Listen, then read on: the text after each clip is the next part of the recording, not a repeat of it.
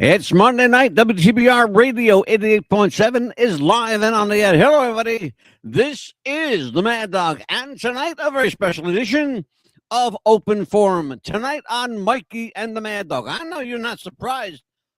You're as surprised as I am, but you may not be surprised tonight. We are switching places. Tomorrow night, we are doing Behind the Veil, and Pearl Jr. will be here to talk all things Michael Jackson. But tonight, you got Mikey and the Mad Dog. And without further ado, ladies and gentlemen, the movie maker himself, Mikey Messier. How are you tonight, my friend? I'm doing good, Mad Dog. It's another hot, sunny day here in Jacksonville, Florida, but I'm inside and air conditioned and ready to talk some current media, television, movies, and stuff like that. Yeah, well, one of the good things about Open Forum, Mike, is we could talk about whatever the hell we want. Tonight we decided, hey, you know what? Movies. There's a lot of good movies coming out. There's a lot of movies that are out already. And I'm one of those people, like my wife and I were talking about this the other night. When the movie is over, my wife gets up and she wants to leave. I want to sit there and watch the credits. Okay. That's the kind of guy I am. I like to sit there. I want to see who did what on a film. I also like to go a little bit early and sit and watch the coming attractions. And right. It's funny now. You go to a movie now, Mike, and because you go a lot, you got to sit through commercials now in the damn movie theater while you're watching previews of upcoming attractions. What is your thought on having to watch commercials in a movie theater? I've just kind of got it down to a science. I know that AMC is typically 25 to 30 minutes of previews and advertisements. So I'm going to plan to have that buffer. And I enjoy the buffer, to be honest with you, once you kind of know it's coming. The exception to the rule with the AMC chain is special events. Like yesterday, they had The Fifth Element, which has been around almost for 30 years, that movie with Bruce Willis. And that movie won't have a bunch of previews before it because it's what they call a phantom special event. So you kind of have to know the process. And for me, Angelo, I don't mind the previews because I like having that buffer time to get settled, to go to the men's room or to the concession stand or both. And just kind of work around it. Just work with it. It's part of the process. Absolutely. I enjoy. I'm a cinephile. I've said it many times on the show. In addition to enjoying going out and I love to sit in a theater with a big screen. I enjoy if a movie, if I can't get out to a theater and a movie's available on a streaming service, I will watch it at home. But there's nothing like going into a theater and sitting back with your popcorn and your drink and your Milk Duds and Jujubes, which I still eat. Sure. Don't tell anybody I'm not supposed to. But I love that shit. Yeah. But I am a cinephile. I'm a movie guy. And I'm the king of the sleeper films. I like a movie that kind of takes me by surprise.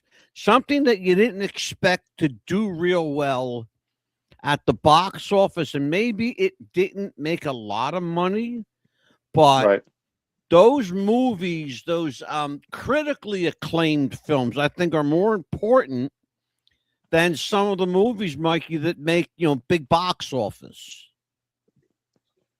Well, I can tell you that this summer there was a big sleeper film for horror.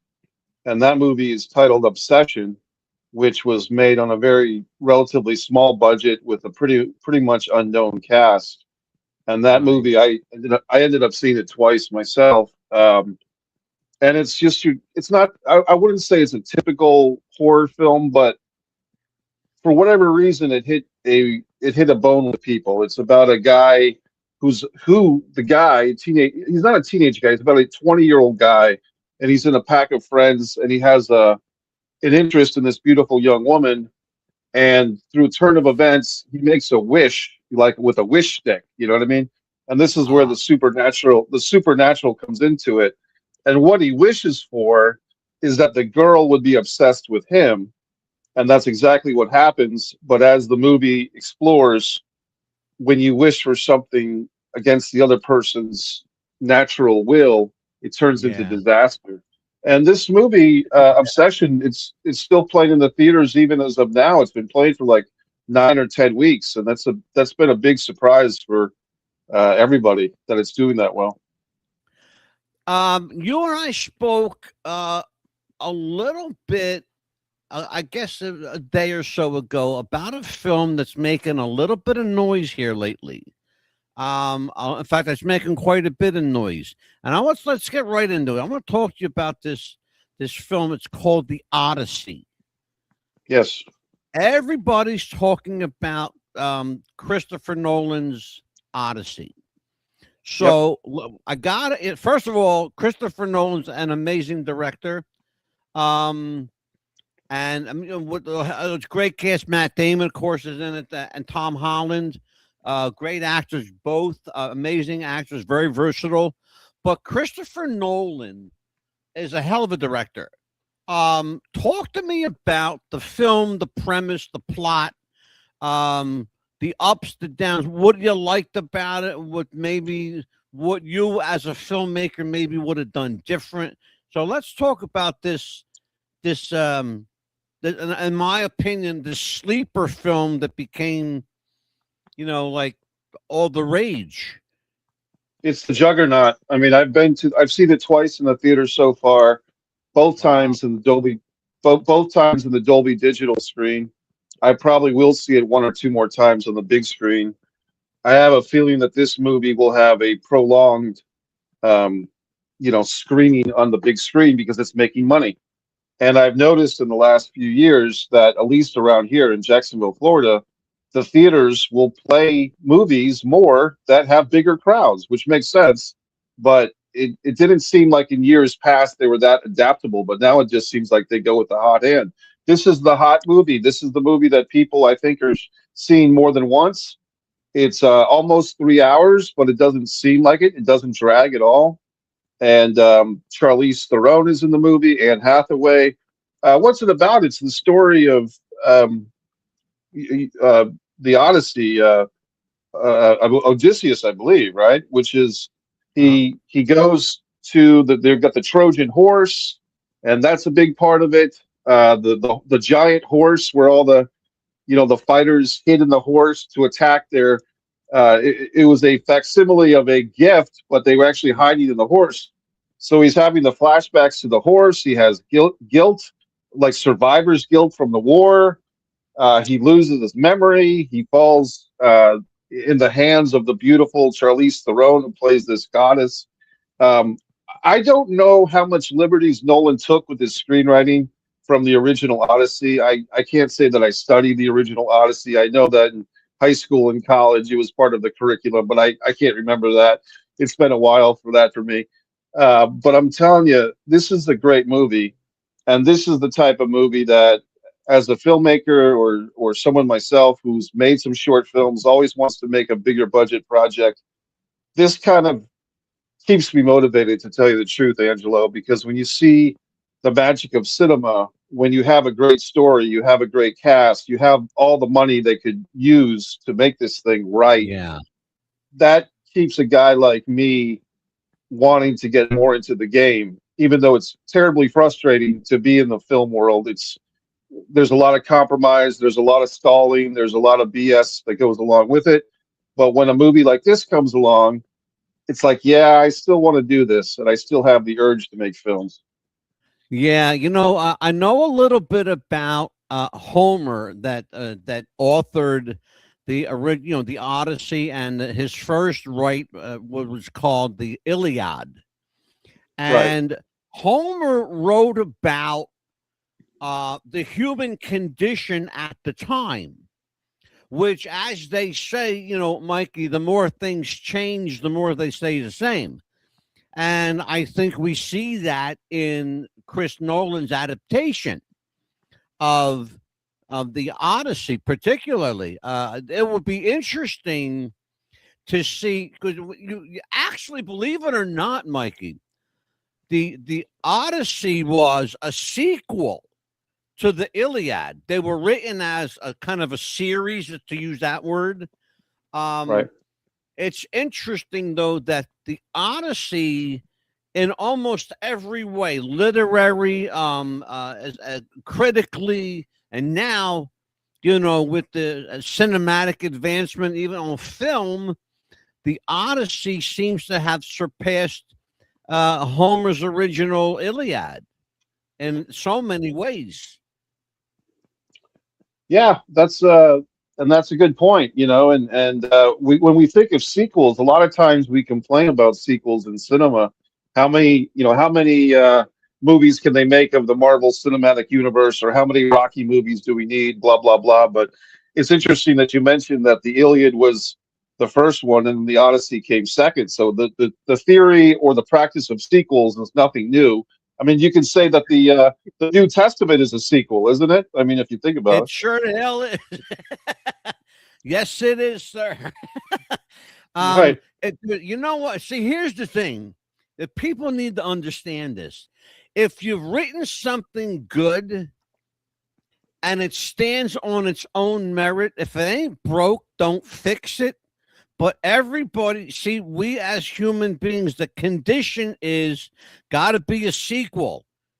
So the Odyssey was the sequel to Homer's Iliad, and the New Testament was the sequel. God did a sequel. The Old Testament wasn't good enough. They had to make a part two. There you go with a new star. I'm of the mindset. I've always been of that mindset, though, Mikey. If it ain't broke, don't fix it. Like, did we really need like 5 Rocky movies? Really? I mean, couldn't we just like maybe 2, maybe 2, but okay, now it's like Son of Rocky. It's like Apollo Creed. That's come on, Right. I'll actually defend. Well, if we didn't have Rocky 3, we wouldn't have Hulkamania, and the last 30 or 40 years of pro wrestling would be drastically different. Well, I kind of think that would have happened anyway, to be honest with you. But I thought of the sequels, since we're talking about sequels for half a second.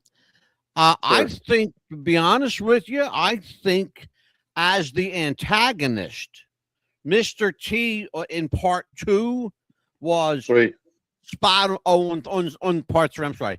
Mr. T was absolutely spot on as the antagonist. Yes. Yeah, it was part 2 was the rematch with Apollo Creed. The rematch with Creed, yes. Yeah. And then which one, Mikey, that he did with Drago, the Russian? The fourth one.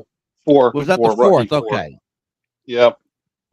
And then it was Tommy Rocky Morrison goes to Hawaii, and Rocky takes on the Navy. Of all the Rocky movies, there's 9 official Rocky movies. There's 6 Rocky movies. The most recent one was Rocky Balboa, and 3 Creed movies. A grand total of 9. The Rocky Horror Picture Show. The Rocky Horror Picture Show is not one of them. But of the 9, I love that movie.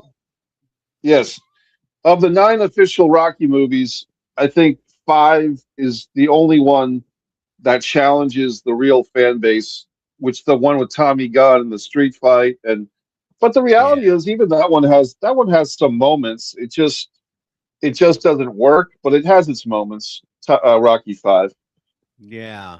So the Odyssey is this again. You're talking about the human condition.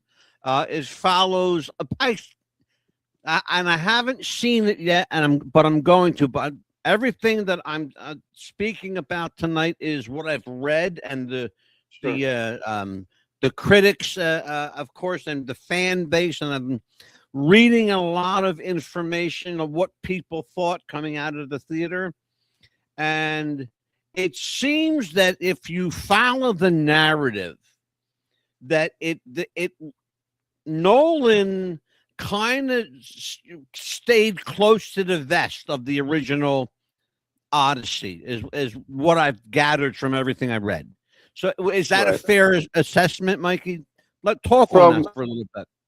I think so, and I think what Nolan did, and the editor, whoever edited the movie, did very successfully was the use of flashbacks and the use of flash forwards, meaning that a flashback is showing you something that the character is thinking about from a previous time, and that with the Trojan horse, the attack with the horse where the soldiers were hiding the horse, that is such a big part of the movie, but it's told in storytelling, in that characters are remembering that it happened and telling other characters about it. And so the through line, like basically the present time of the movie, is, you know, he's gone, father's gone, and these suitors are taking over and they're trying to get Penelope, his wife, who they're all telling her, your husband's dead, he's not coming home, you need to choose one of us. And the son is kind of trapped because he is supposed to inherit this throne, but if his father is still alive, he can't inherit the throne yet, blah blah blah. So I mean, the conflict is pretty, it's right there on the table. And I think the thing with some of these movies, Angelo, is that like in a Shakespeare movie, a translation of a Shakespeare script, a lot of times the English is hard to follow. I think this movie did a really good job of bringing the audience, meeting the audience where we are. You know what I mean? Like we can't understand the old English, so they speak in a way that, and having a lot of familiar faces of actors that the audience trusts. We trust in Anne Hathaway. We still admire for her beauty and her intellect, Charlize Theron, and we still like John Leguizamo. I can't say his name, but John, he's in this movie. And Ellen Page, or the former Ellen Page, now Elliot Page, is a big part of this movie too, which is nice to see him get a break, because after his transformation, sexual identity transformation, he hasn't Yeah. gotten a lot of work. He hasn't been working very Yeah. much. So here he is. So there's a lot of things in this movie that the casting is the casting works, you know, and you'll find yourself looking at some of these actors. Oh, that's, I can't believe it. Charlize Theron's in this too, or you know, Yeah. Matt Damon's doing a great job. But I'm just telling you, Angelo, I think you're going to love it when you see it. I'm looking forward to your thoughts. I like I said, I Yeah. made a point. I've seen it twice so far. I actually made a reservation to see it Thursday night this week because Oh, we've got wow. Spider Man. Oh, We've got for Spider Man coming. another showing. Wow. No kidding. Well, we've got Spider Man coming, and Spider Man's another big summer box office movie thing. So the Odyssey, Yeah. it's time Have on you all the seen IMAX the screens. teaser? Mikey, have you seen the teaser for Spider-Man yet? I think I have, but I can't. It didn't really resonate with me too much. I mean, I'm going to go see that one too. I have a ticket reserved for Friday for that one. But I can't say the trailer provoked too much in me, but I'll go see it. Yeah. I will admit I'm one of those people. I am I'm addicted to the Marvel films. I have them all. Um I have all the Spider-Mans. I have, the Avengers, Guardians of the Galaxy, all of them, Iron Man, the whole bit. I love them all. Nice. I like them for a couple of reasons. Um, Incredible special effects, and I love the fact that all of them are almost 3 hours long. And I'm one of Right. those people. I like to sit through a long movie, which is why the Michael Jackson movie, the Elvis movie, any biopic, you plan on at least 2.5 hours because you're going to Right. be there for a while, and then throw in another 20, 30 minutes for, various and sundry commercials, Yeah. and teasers. Mikey, there was a time, especially early, Mikey, when the internet was starting to really blossom, where movies affected what people did on the internet. Something interesting is happening now. There's a film called Backrooms that started on the internet that's now a full feature film. Talk to Right. me about that one. Let's talk about Backrooms. It's they describe it as a chilling internet phenomenon that turned horror feature genre, directed by Kane Parsons. So let's talk about that. Well, I did go see it, and to be honest with you, it didn't rock my world. It did not. I mean, I saw it on a nice big Dolby Digital screen. Mhm. Um, for whatever reason, it felt gimmicky, and it felt like the actual horror. It left. It's one of these movies that leaves the audience allowing you the negative space to come up to your own conclusions. Like Yeah. you know, in some movies pull that off where we're going to let the audience fill in the gaps. In this one, in my opinion, there was just too many gaps left to the audience to make up their own stuff. And I just felt like for me, and I do say this with my movie reviews, Angelo, a lot of times it's what the audience member brings to the cinema experience. Like if you're in a good mood, if you're in a bad mood, if you need a comedy, you go see a horror, then you're not going to have a great time. And for whatever Oh, reason, sure. this movie Yeah. on this particular night, this particular movie, it didn't resonate greatly with me. I didn't think it stunk by any means. It was well made, but I just felt like it was lacking something, and I thought it was a little too artistic for its own good, in my opinion, for a horror film. That's an interesting observation. I actually read that today. Um, in fact, and I'm going to be a little, candid about it. A critic wrote in the art, and I'm going to try and quote it, in the art house genre, this was a bit too artsy fartsy, and that's There you exactly what he go. wrote. Yeah. Yeah, so I felt too. Um, you say something interesting though. It's kind of like reminded me, was a little throwback to pro wrestling. You got you got a hot crowd, and then sometimes no matter what you do, you got a dead crowd.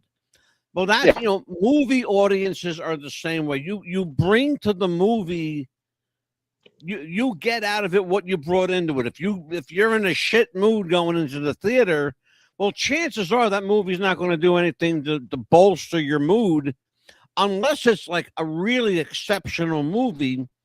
One of those movies, those exceptional movies that we're talking about, is called Project Hail Mary. yep. Another film that they call it visually stunning. It's one of my favorite genres, which is sci-fi. I like anything, sci-fi or otherworldly, that kind of thing. And it's got a pretty good cast, headed by Ryan Gosling, the pretty good little actor. Your thoughts on Project Hail Mary, Mikey? I saw it once. I enjoyed it. I saw it first time. Oops, I'm sorry. Am I still here? Yep, Am you I are. still? Gotcha. We got you. Yep. I was Yep. tempted to Yep. go see it again. I was tempted to see it a second time, which I did not. I thought it was good. I thought it's one of these movies, kind of like Castaway with Tom Hanks. This is the one I always go to for these type of films, where it's basically the audience is with one character for 90% of the movie, and this is Ryan Gosling's Castaway. This is, I think Matt Damon once again did one of these Martian movies. I think it was actually called Martian. Matt Damon's, where Yeah. you're the guy in space, so you really have to have an actor that's very likable, and Gosling's pretty likable in this, and he does have a character that's like an alien that kind of looks like a crab, and that is kind of the Wilson, like if you remember Wilson the Yeah. volleyball, right? So the point is, it's worth seeing. I enjoyed it. I was tempted to go back and see it a second time, and I didn't, but I think for a single viewing, I did enjoy it. I have nothing against that movie. Good stuff. That's Project Hail Mary, brand new film. Ryan Gosling. Mikey, here's one for you.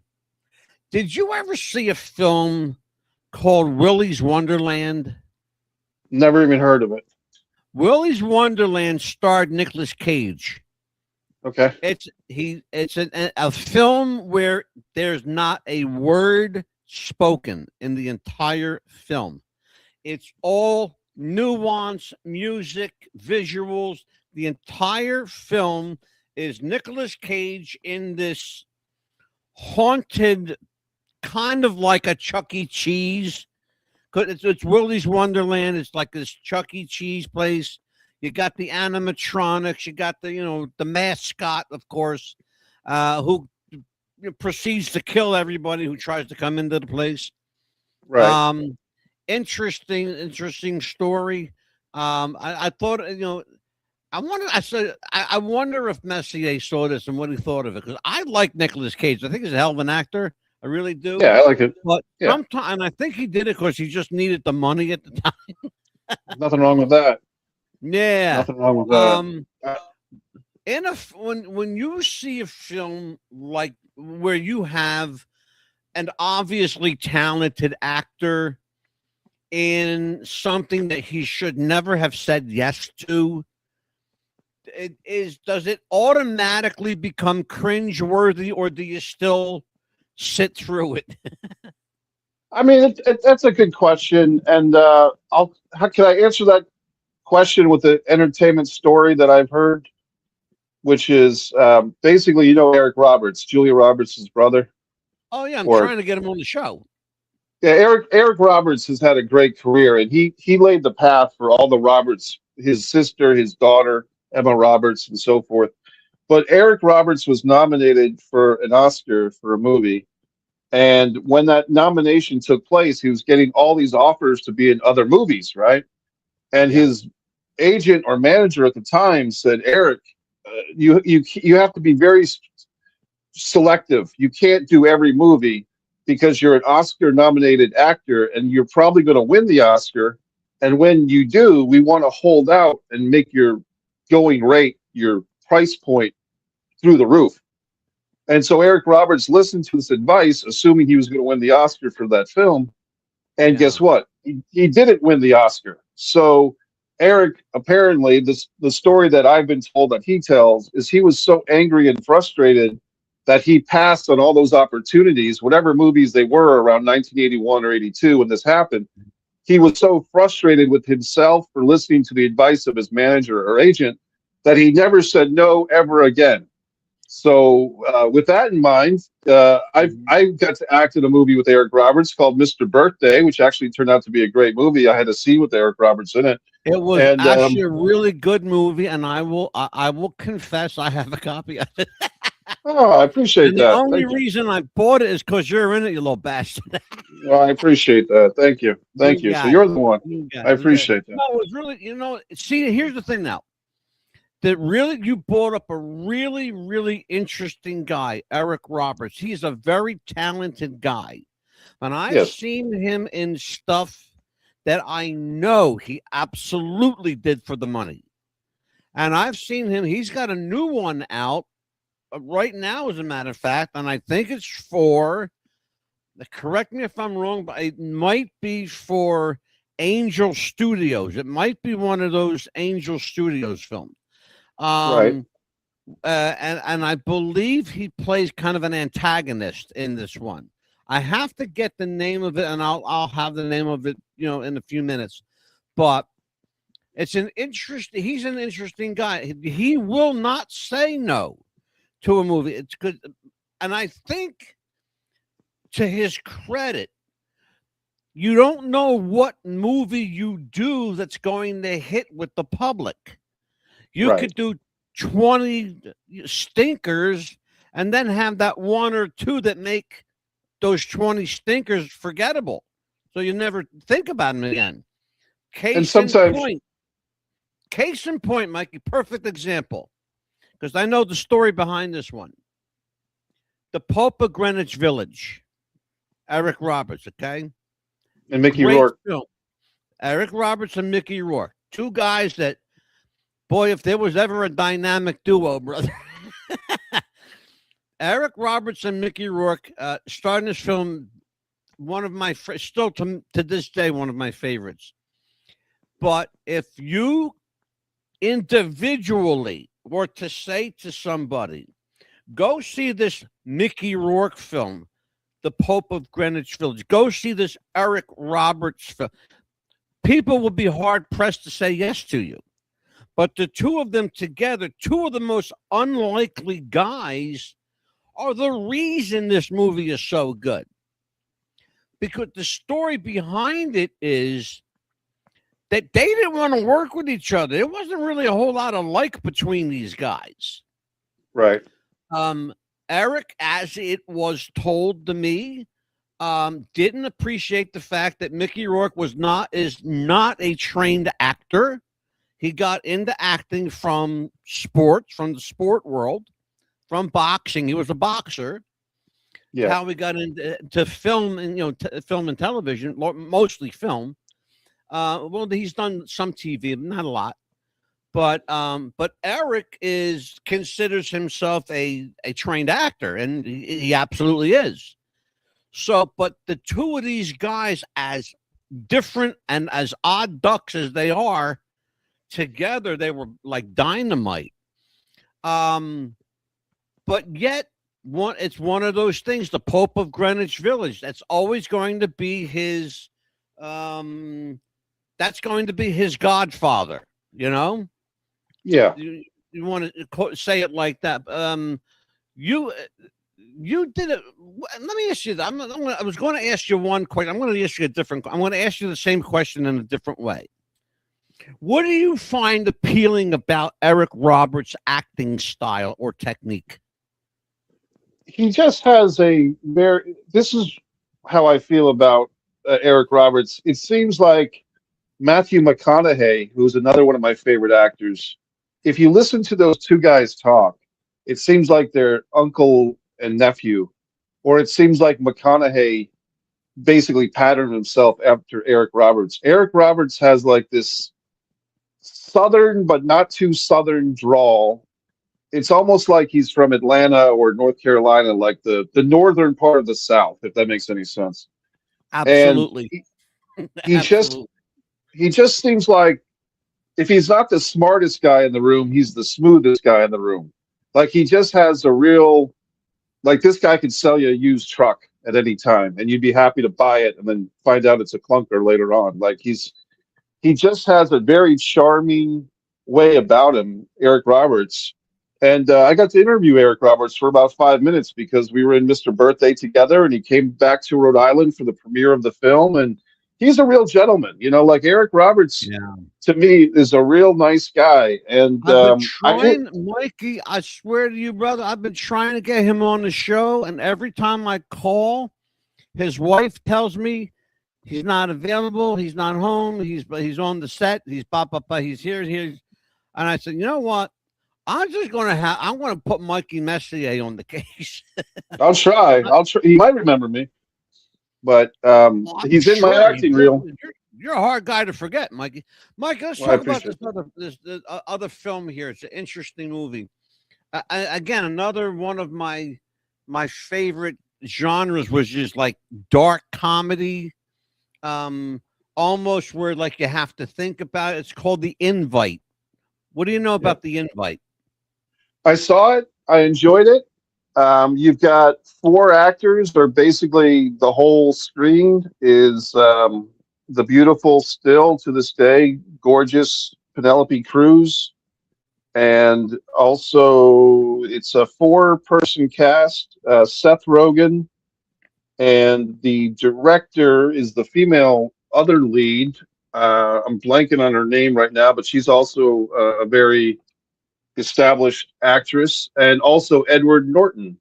The director is Olivia Wilde, who makes up the 4th main character, and it's only 4 characters. And this movie, it had some themes that were very reminiscent of one of my own works, A Distance from Avalon, which I'm still working on as a rewrite of that book. But basically, it's about one couple. The Olivia Wilde, Seth Rogen characters have become very uncomfortably comfortable in their relationship. They're sick of each other. They're a married couple, but they're kind of bored of each other and they're fighting a lot.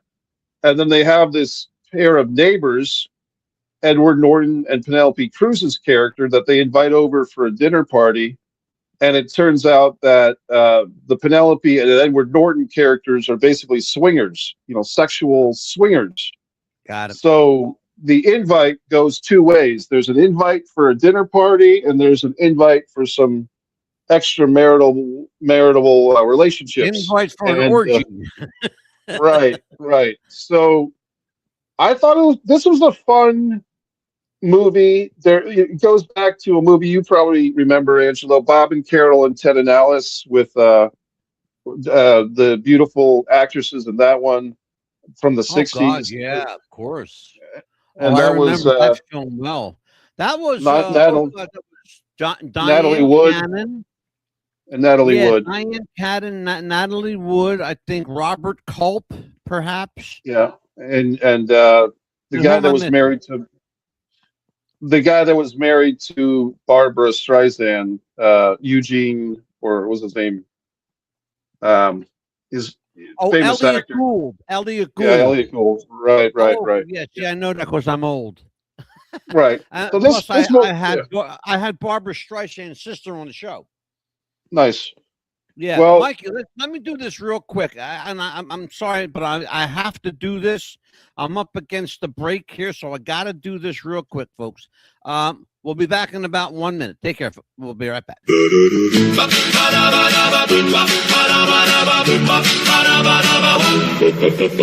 on a hot date, you're making the cut. You can't be dealing with a faulty left nut. Manscaped is the answer for your gnarly nut sack.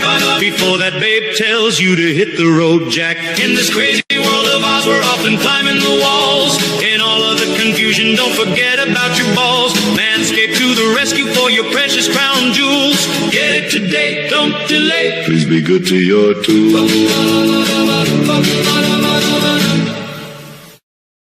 88.7 WTBR Radio.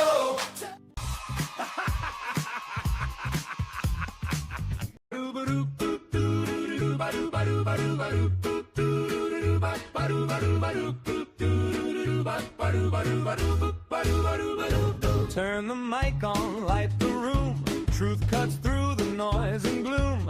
No cue cards, no rehearsed lines, just honest talk in changing times. Movies, music, headlines too. Different angles, different views. Laugh out loud or disagree. Every voice gets room to breathe. No filters, no pretending. Every story has a different ending. Hey, it's Mikey and the Mad Dog, bringing conversations back. Pop culture, breaking stories, keeping all the truth on track. No scripts and no distractions. Just say what you believe. Pull up a chair and join the conversation. It's Mikey and the Mad Dog on your feet.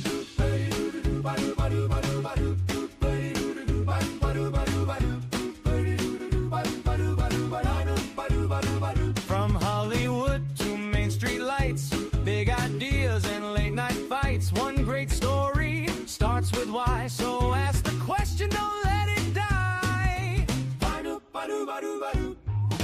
Hey, it's Mikey and the Mad Dog, where every voice can take the stage. Open eyes and late night fun poems, turning every single page. So crank it up and stay a while.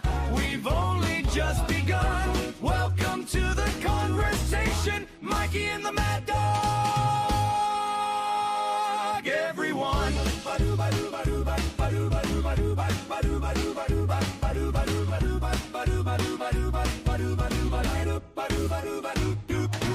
Hey, it's Mikey and the Mad Dog. Pop culture breaking stories, keeping all the truth on track. No scripts and no distractions. Just say what you believe. Pull up a chair and join the conversation. It's Mikey and the Mad Dog on your feet. Hey, it's Mikey and the Mad Dog, where every voice can take the stage. Open minds and open microphones, turning every single page. So crank it up and stay a while. We've only just begun. Welcome to the conversation, Mikey and the Mad Dog. Everyone.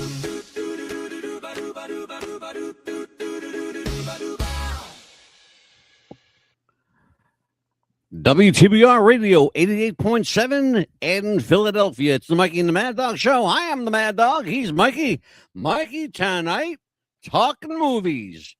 We just talked about the invite. Interesting invite to dinner, invite to an orgy, invite for extracurricular sexual activities. And then we go from that sublime to the ridiculous. Let's talk about some of the new releases actually getting quite a bit of traction in mainstream from Angel Studios, of all places. Young Washington. Let's talk about Young Washington. I happen to know that you saw that one. I saw it twice. I saw it once by myself on July 3rd, to be exact, to start the 4th of July weekend. It was a packed theater. And then a couple of weeks later, my buddy that I've known since the 7th grade of school, Colin, came into town and he wanted to see it. So we went to see it. I saw it for the second time with a friend of mine. And this is the type of movie, Angelo, that you could see being shown in high schools. If you ever have one of those days where the substitute teacher comes in to take over the class and they pop a movie in, I guess a DVD or a streaming or whatever, but you could definitely play Young Washington for high school kids because it would be appropriate and they would learn something about our founder of our country here, George Washington. And a couple of notable actors. Kelsey Grammer was in this from Frasier. Tossed salads and scrambled eggs aside, and we had my friend Colin recognized a guy from the Star Wars movies, which I didn't recognize, but he was in there. So I mean, the point is, Young Washington was a very well-made movie. It made you proud of our country, flaws and all, and I enjoyed it a lot. It's gotten some traction. Right now, my understanding is there are 2 streaming services vying to buy the rights to it.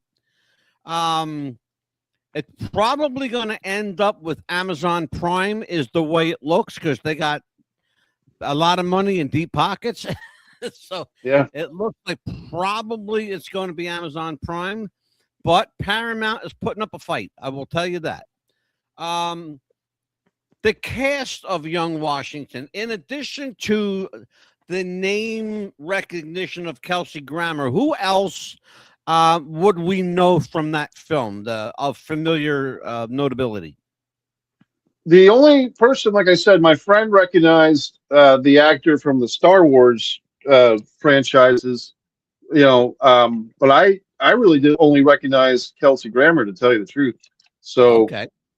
That's I'll look up the actor who was in the Star Wars thing, but I just recognize Kelsey. Yeah, I was going to say, Kelsey Grammer. I mean, he's of that caliber. He could probably carry a film like that himself. Well, Ben Kingsley is another one that I forgot. My fault. Ben Kingsley. Ben Kingsley, okay. Known for Gandhi and everything else. Yeah, hell of an actor. Oh God, he's good. He's really good. I like him. Andy Serkis is the actor from the Star Wars franchise. Who? Okay, gotcha. But this is a good movie. It stands on its story. Oh, Mary Louise Parker played George Washington's mother. I should give a lot of credit to William Franklin Miller, who played George Washington himself, and he did a great job. And I just thought this was a really well-made movie, and I think a lot of people, Angelo, probably shy away from going to see Angel Studios movies because they feel like it's a political statement or a religious statement. I don't feel that way. I think Angel Studios, in my opinion, does a good job as a filmmaking company, regardless of your religion or your beliefs. You can see their movies and enjoy them. My opinion. Well, and the reason I brought that up, Mikey, quite frankly, is because the next 3 films following Young Washington are all from Angel Studios, which I happen myself. I'm not a religious person. I just like good filmmaking. And I think that let's be honest about it, they don't always utilize big name talent because they don't have a big budget. But when somebody like Kelsey Grammer says, I'll do it for this amount of money, and it's less than what he usually gets, yeah, jump on that train big time. The next in our angel list is a film that I've heard about. I want to go see this. It's called Homestead.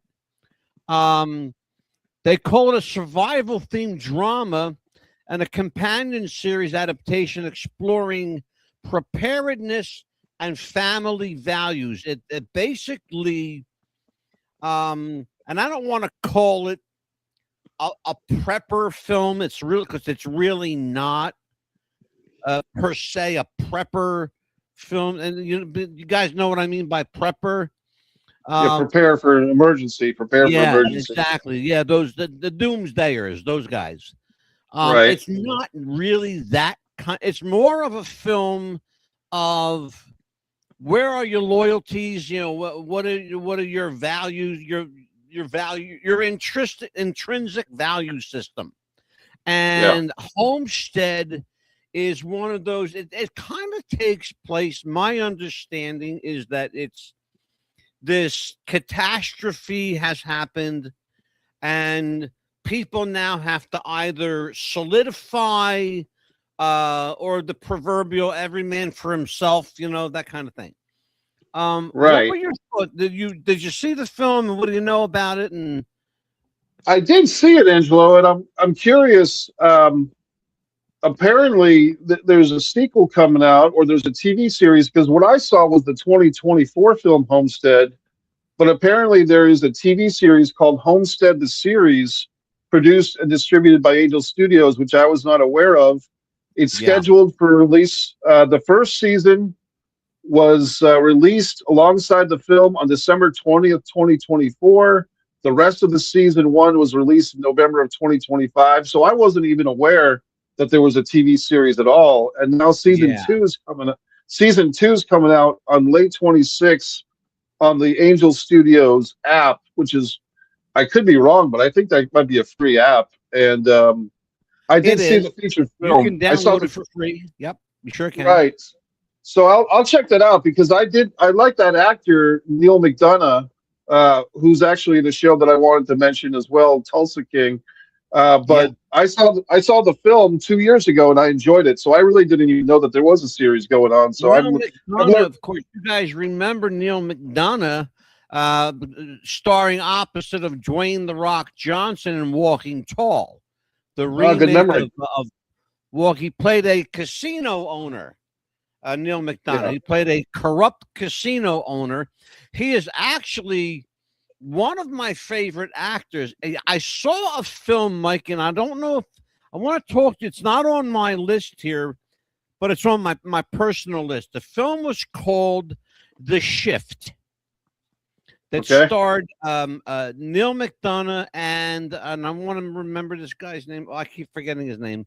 I have to get his name now. But it's an Angel Studios film. It starred Sean Astin as well. Okay. And it's called The Shift. It's Angel Studios. Neil McDonough plays the devil, basically. He plays Satan. Right. I want to get this. I got to get this guy's name because he's just too damn good. The Shift. Here we go. Is it Christopher Polaha? Yeah, I got it right here. Here we go. Hot damn. I got it right here. It was written and directed by Brock Heasley. And the guy's name is Christopher Polaha. Right. He also did a television Christmas movie called Christmas at Biltmore. Okay. Which is, and he's an amazing actor. He's a Christian actor, but he's done a lot of stuff, a lot of secular stuff. Right. Really amazing actor. He and Neil McDonough and Sean Astin, I got to give him credit too. They just rocked the screen in this film, The Shift. If you haven't seen it, Mikey, I encourage you to. Because it's on streaming now, you can watch it. It's a heck of a movie, it really is. And I like Angel Studios. Of course, the next one on the list, Mike, I'm assuming you saw it, and I think you might have, called "The Sound of Freedom." Yeah, this was an important movie, which I believe was 2 summers ago. So I want to say the summer of 2024, or maybe even 2023 at this point. But this Yeah. movie is about the child sexual trade, which is a horrible topic, and a lot of people shied away from this movie, thinking once again it was some type of political statement to go see this movie. To me, how can you not be against, sexual trade of children or anybody, children or adults? But in this one, this goes right into the heart of the lion as far as a difficult topic. But I think the filmmakers did a great job of making a movie that was, you could cheer for the characters. There's definitely sympathy. They tell the old screenwriting cliche of a good story well told and a difficult story well told, which is admirable that they could make this subject matter somehow entertaining, and that you as the civilian audience member, at least this is a palatable way to be aware of a really horrible industry, which it Yeah. is, which is the sexual Mike, can slave I ask trade. you a question? Because Sure. you just said something important, and I really wanted to ask you about this because I've not seen this movie. Okay. My understanding, you would know better than I would, but my understanding is that there were theaters that refused to show this.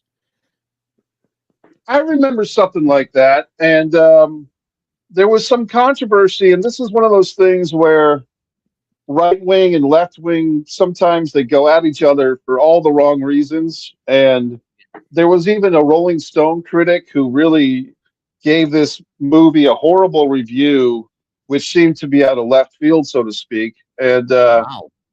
this is one of those things to me that it's like, there's really no reason to dislike this movie. I mean, I think one of the critiques was, well, this movie is propaganda. Well, it's actually not, because unfortunately for everybody, when you used to see kids on the missing milk carton boxes, where do you think some of those kids ended up? In horrible situations like this. You know what I mean? Exactly. Not Exactly. Well, the point is, it's sick, but it's true that some children, whether it's in the United States or especially other countries where the law is not so great, or the enforcement of the law is not so great, children are a commodity for some of these sick bastards. And this movie, in my opinion, was just making more people aware of a tragic, horrible problem in the world. And the people that wanted to write that off as some type of Christian propaganda or filmmaking propaganda, I don't know where the hell they're coming from, because to me, this is beyond politics. Yeah, man, I'll tell you what, man. I was just about to say to you, Mikey, of all the Rolling Stone, of all the magazines, really? I'm going to double check that. They built their reputation on, carrying a torch for causes. And I'm shocked that the Rolling Stone, of all publications, they're pretty liberal, but they don't choose randomly. They really pick and choose their the banners that they march with. Well, I'll give you the just because this is important. Rolling Stones. This is right from the Google search, so take it for what it's worth. Rolling Stones July 2023 review of Sound of Freedom by writer Miles Klee was widely criticized for its tone, framing, and perceived dismissal of the film's subject matter. The review, titled, quote, Sound of Freedom is a superhero movie for dads with brainworms, quote, attacked the movie as a, quote, hackneyed white savior narrative, quote, and accused it of, quote, fetishizing the torture of its child victims, quote, which I totally didn't see the fetishizing. It was, like I said, it's a difficult topic. So, I mean, I'd like to see Miles Klee make a better movie than The Sound of Freedom. I'm sure he's not capable of doing it, but that's why critics criticize, and that's why filmmakers make films, because this Miles Klee guy totally missed the boat.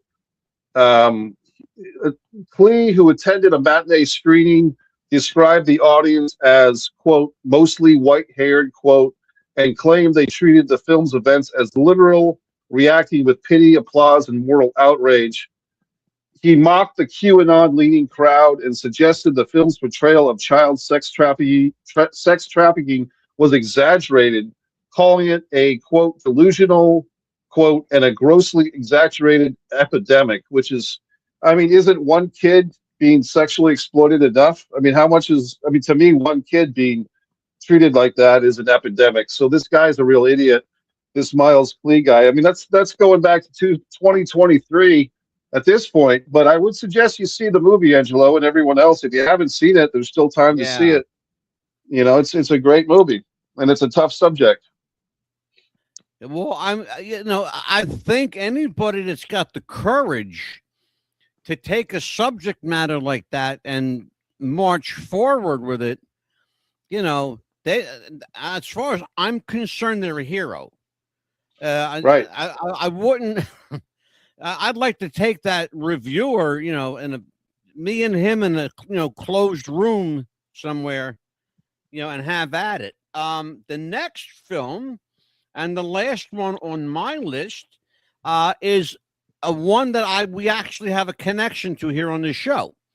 I had the writer, producer, director, star of the show, and one of the extras in this film. The film is, again, Angel Studios, called Cabrini. The film Cabrini, done in 2024, about 2.5 hours long. And the director, Alejandro, was on the show with us. And if you don't know, let me tell you a little bit about. It's about St. Francis Xavier Cabrini, an Italian immigrant who was sainted by the Pope.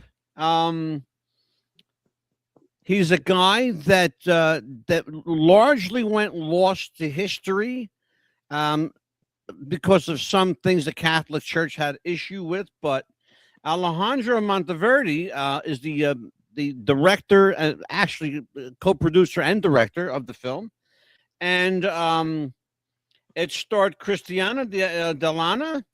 And she was on the show with us, and Brian Saponis, who had a small but critical part in the film. He was the cab driver. He played the New York City cab driver in the film. And Brian has been on our show several times. He also has worked with Eric Roberts in the film they did called "The Beast Comes at Midnight." In fact, it was Michael Paré, Brian Saponis, Eric Roberts, and it was directed by Ed McKeever, a guy that you might know. He actually lives there in Florida. Interesting. Yeah, I did see Cabrini on the big screen when it came out, and I at the time I wasn't aware that you had everyone on the show, but I did see it on here, brother. Yeah, I did enjoy it. I did enjoy the movie, and so I can give an objective viewpoint, or at least my subjective viewpoint, that it's a quality movie, and I remember seeing it. I remember I saw it on Fleming Island at the AMC theater there, so I had a good time seeing that movie, and the actress did a great job as the lead. I had the real blessing. I had the benefit of seeing the film before it was theatrically released. I was given a copy of the film by Alejandro, the director. Nice. Which they signed for me. The cast signed the box for me. You know, it was the prototype of what it was going to look like. Yeah. And I still have that.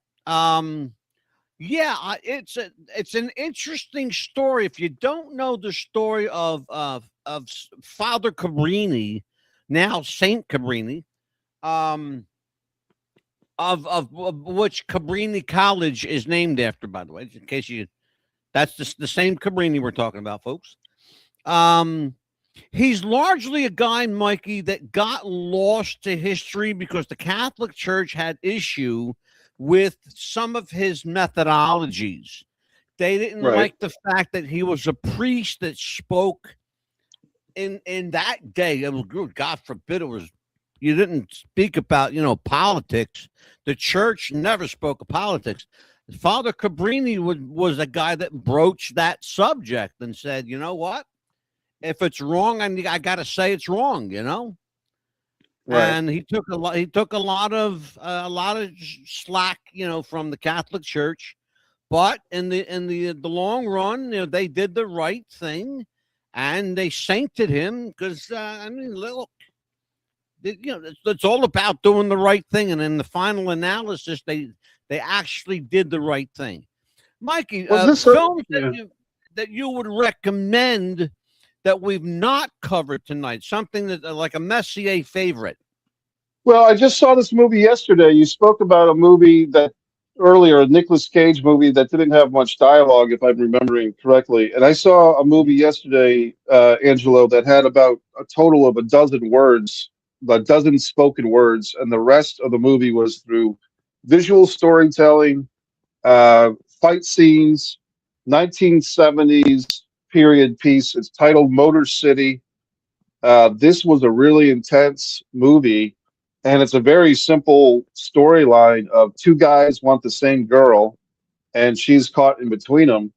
And this movie, whenever you do a movie that takes place in the 70s, you're going to see, like, they did a nice job of recreating. There's no cell phones anywhere in the movie. Everyone's got like a big car. You know what I mean? This is Detroit. There's a lot of violence in this thing, a lot of old school violence. Yeah. And this is a good movie. So I just saw it yesterday, and I say that if you can handle guys beating each other up over a sexy woman, then you can enjoy this movie, Motor City. Who's in it, Mikey? Ben Foster comes to mind, and Shailene Woodley are some of the stars of the movie. So they're working professional actors. They're not the most famous, but they're not unfamous either, if that makes any sense. It's absolutely, sure. Yeah, Shailene Woodley looks very good in this. I believe Ben Foster is the big guy. He's huge in this thing. Alan Ritchson. Like I said, these are all working. Alan Ritchson. My wife and I were just talking about him. He is television's Reacher. There's a TV series on Paramount called Reacher. Well, he's the guy he's the main guy. He's jacked up. He's 43 years old right now. Yeah. He is a huge dude in this movie. He's jacked to the gills. So he did a nice job in real life too, brother. He's a big dude.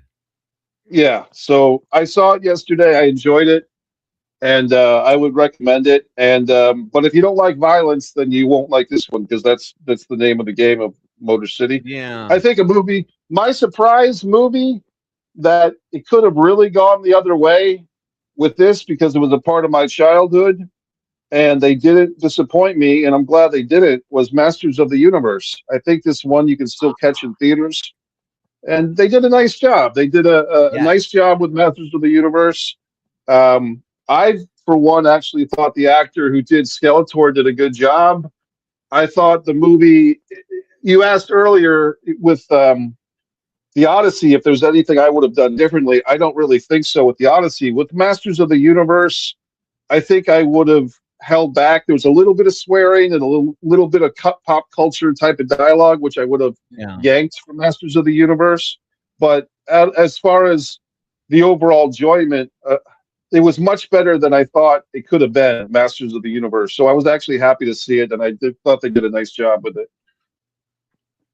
Good stuff. I'll tell you what, Mike, we timed this show almost perfectly. Tell everybody where they can reach you, buy your art, buy your books, all that kind of stuff. And I'll put it up on the screen for you.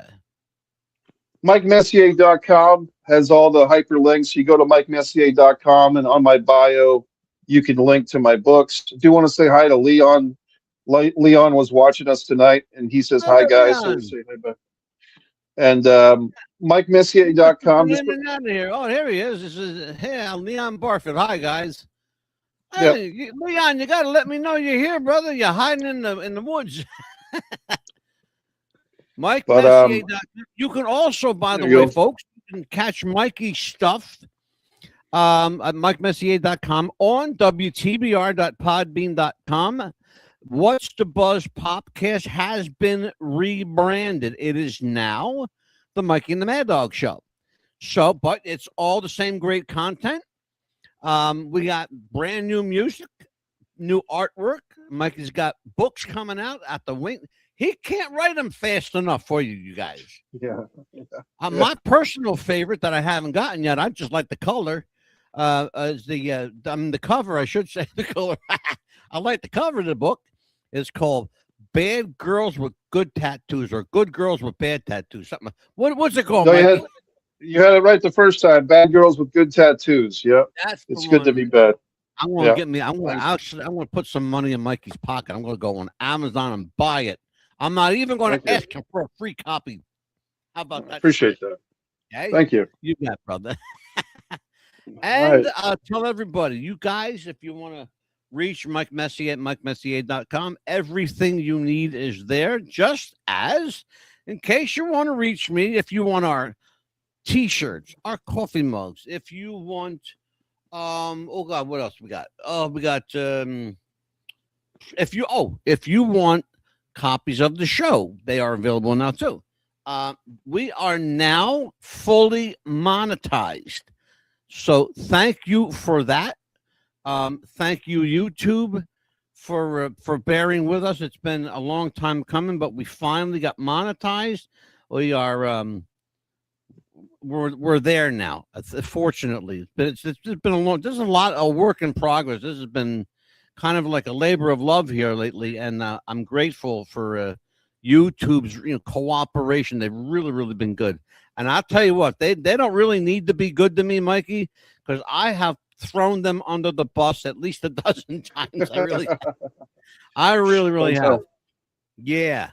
But and again, thank you to our friends at StreamYard and Podbean and Spotify, iHeartRadio, Pandora, Amazon Music, Apple Podcasts, everywhere you can find us. We're literally all over the world, and I mean literally, because we are with Globecast Satellite now. We are. They say that we're in 17 million homes. Now, let me explain to people, because I have been asked about this. We do not have, I want to be clear about this. We do not have 17 million subscribers. We are in 17 million homes with Globecast Satellite. That's where we got that number from. And we're honestly allowed to say that because we are there. We're part of their package. So if you subscribe to Globecast, then you subscribe to us. So there we are.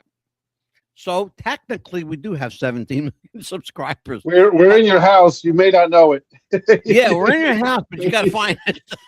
You may not know it. We're under the bed. We're hiding on that TV guide. Check that shit out.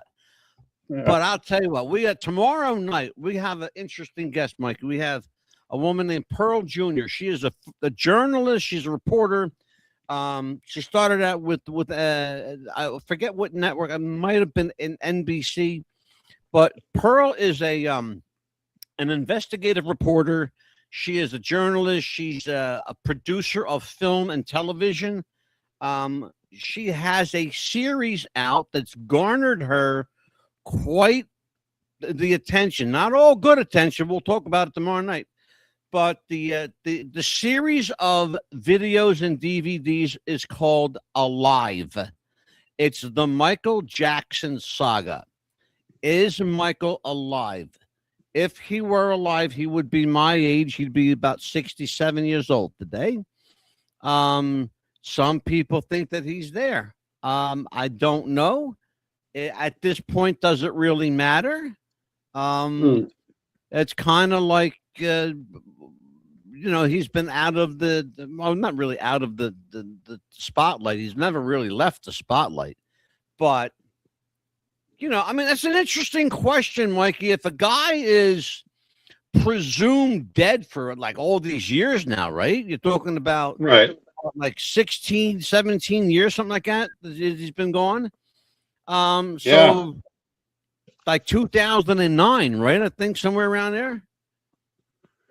Yeah, I think it was 2009, 2010. Then Michael Jackson, we were told he died, and I'm looking up this Michael Jackson Alive series right now, which is very Yeah. interesting. And I think there are 4 of them, Mikey, right? Is it 4 or 5? yeah, I saw something that said there's 4. So Okay. I'm really curious now. You got me curious about this, and yeah. Yeah, So I guess we'll find out more tomorrow. They're very interesting.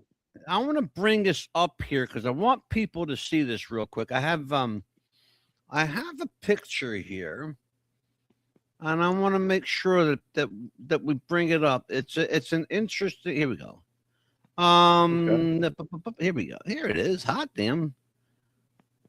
It's nice that I can actually find my stuff now. Right. Because I put stuff away and I forget where I put it, Mike, and then I get files. They hide in the closet and they come out when I don't want them to, and all this fun stuff. But I have. Where the hell is Pearl? Let me see something. Oh, Pearl, where'd it go? Hot damn. Here we go.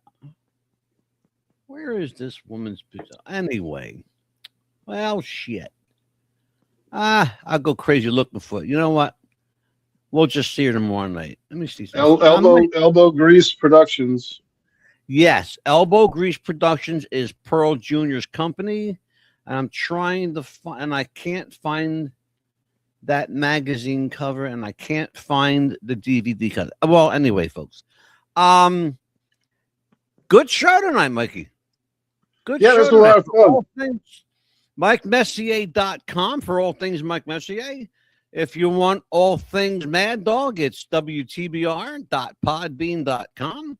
We got our t-shirts, we got coffee mugs, we got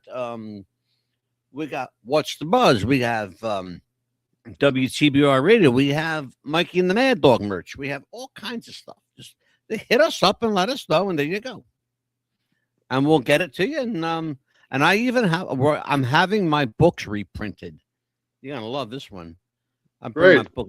Yeah, it's everything. My books are, I think, right here. As a matter of fact, those I know where to find it because they're right here. Hot damn.